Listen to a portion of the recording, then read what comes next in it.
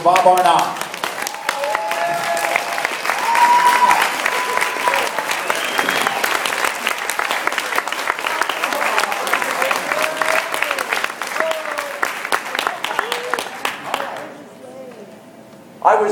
I was born and raised in what many of you may know as the People's Republic of Massachusetts. Now, our senior senator there for many years was Senator Edward Kennedy. And he and I shared a single interest in common, which was an interest in the aging process, his interest being slightly more personal than mine. So he had, for a Sherry event a few years ago, if I remember this, Jimbo, you remember this? We had Senator Kennedy at the event. So he came and he wanted to have the one individual in America who lived longer than any other to make an example out of him or her for the rest of us, in terms of a really exemplary lifestyle. So they found in Bangor, Maine, a man purported to be about 126 years of age. But to be sure, a dual photon densitometry device was flown in the back of a C-130 U.S. Air Force transport plane in the dead of night.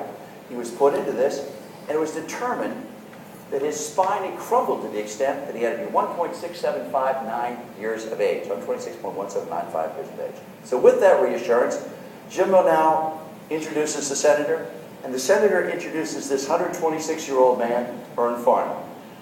He wants to pull out his lifestyle, so he begins by saying, "What is it that you do first thing in the morning?" He says, "Well, Senator, I don't do anything first thing in the morning because I'm still in bed. I usually roll out of bed about noon. I have a dozen grade A eggs, and I have a half a pound of bacon, wash it down with a quart of vodka." So with this, our senator is starting to drip with flop sweat, and he goes, "What is it you do in the afternoon?" He says, "Well, Senator, I mosey on down to the Golden Axes, and I have an 18-pack of Chicken McNuggets. I have a large fry, and some of the large fries are the ones with the red cartons." The senator goes, "I know that." And then he goes, "And I wash that down with a quart of Jack Daniels, but not because I'm an alcoholic. It's because my throat is so sore and dry and patched every afternoon from that patent of Marlboro cigarettes." So with this, the senator is just distraught. Jimbo's trying to pull him off the stage. Sherry's screaming, "Well, what do we have this guy in for?" So finally he says, "Will you tell the audience just exactly how old you are?" And he goes, "Certainly, Senator. I'm 21. So the lesson behind this painfully long parable is a very important public health lesson that we're going to concentrate on today, and that is that it's misuse, disuse, and abuse which causes us to age far harder and faster than any known biological process. Now, worldwide, we are caught up in the biggest, most serious epidemic in world history. When you look at the obesity and diabetes, basically spawned by what we eat worldwide, it is killing more people and causing more disease than any epidemic we've ever had. In the United States, 67% of us are overweight to obese. When Europeans come here, they now refer to some of us as the balloon people. You go to the theme parks in Florida, and it's unbelievable. And these are unfortunate people that I reach out to and give a bag of Mila. But nonetheless, it's a terrible tragedy. And as you look around the world, at the Maori in New Zealand, the Malaysians, the Africans, the Berbers in North Africa, and even here in the United States, you have traditional peoples who have suffered the worst. As an example, in the United States, the Pima Indians, at age 35, 90% of them are severely overweight, and by severely overweight, we mean they are 100 pounds overweight.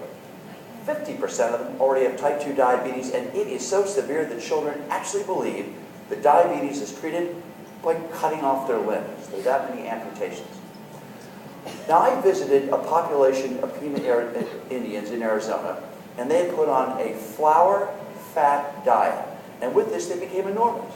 They didn't eat any more than the Caucasian children in the schools, but they gained tremendous amounts of weight because of what we call the thrifty gene, a gene that basically could suck calories out of a stone. So the question is, if it was a change in diet that caused them to become so overweight and have so much diabetes, could you change back? I went into the Sierra Madre Mountains of Mexico with a CBS News unit. We found a population of Pima who were still on the traditional diet. They were rail thin. They lived to the age of 106.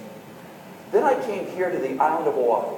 A great friend of mine named Terry Shintani, who teaches here at the University of Hawaii, came out here, and the native Hawaiians on the western part of Oahu actually have the worst health care statistics of any population anywhere across the United States.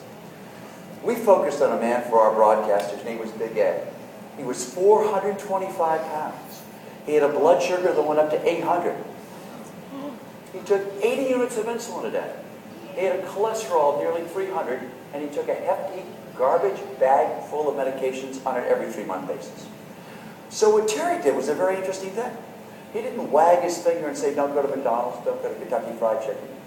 He said, look at who you were 100 years ago.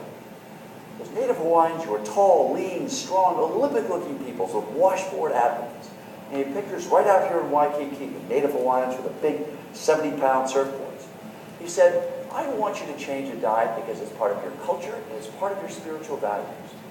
So with Big Ed, he said, take Taro as an example, which is a stillborn child of father and daughter Earth. So he ate these foods because they were part of his culture, part of who he was spiritually. With this, he lost 150 pounds. His blood sugar came to normal. He had to stop taking insulin, and his cholesterol came back down to normal. So this is proof positive that the traditional foods are the most powerful medicine in the world in terms of decreasing the incidence of obesity and diabetes. And we know that from our own weight loss trial. For those of you who were at our meeting in Orlando, you saw, for instance, Rachel Garcia, who herself described her thighs as big as her head when she started. We had a group of women, all of whom had had 2 or more children, and they were professional dieters. They tried everything. They couldn't get the weight off. Yet with Mila, they were losing a pound a day. Now, why is it that Mila is the healthiest of all whole foods? If you look at the Aztecs, you look at what happened 35,000 years ago in the United States. You had these hunter-gatherer bands that came over from Asia. They survived for 35,000 years. 35,000 years against incredible cold and heat and desert and Arctic and whatnot, fighting against other bands of hunter-gatherers, surviving all kinds of ferocious animals to become the fittest of the fittest of the fit. And the very fittest, the Aztecs. Because as all these tribes converged on what we call the Valley of Mexico, it was the Aztecs that won. Now, as you looked across all of America, north and south, most people could barely drag themselves through the day. But the Aztecs built the biggest, most impressive empire on earth at the time.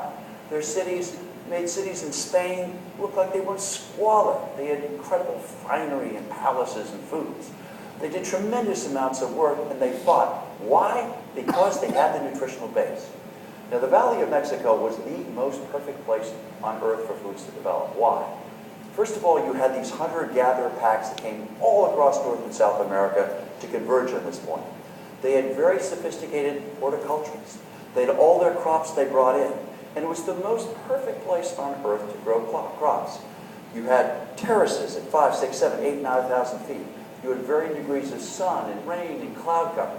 You had the most perfect soil. Soil that actually was embellished by the volcanic ash that had minerals and vitamins in it.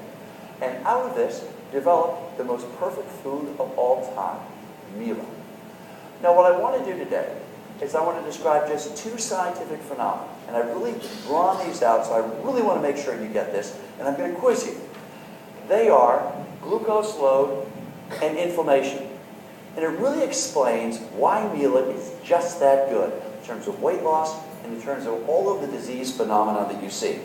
So first of all, glucose load. If you don't know what that is, I'm going to explain it to you. But it's the #1 risk factor for women in terms of obesity and diabetes.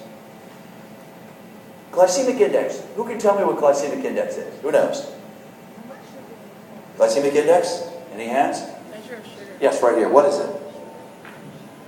Sugar.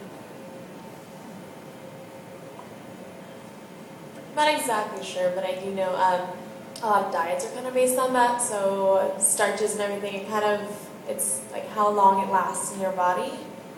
That kind of. Good. So basically what happens is if I take Coca-Cola, my blood sugar goes and it drops. If I take a mashed potato, my blood sugar goes up and it comes down. So it's a rating scale.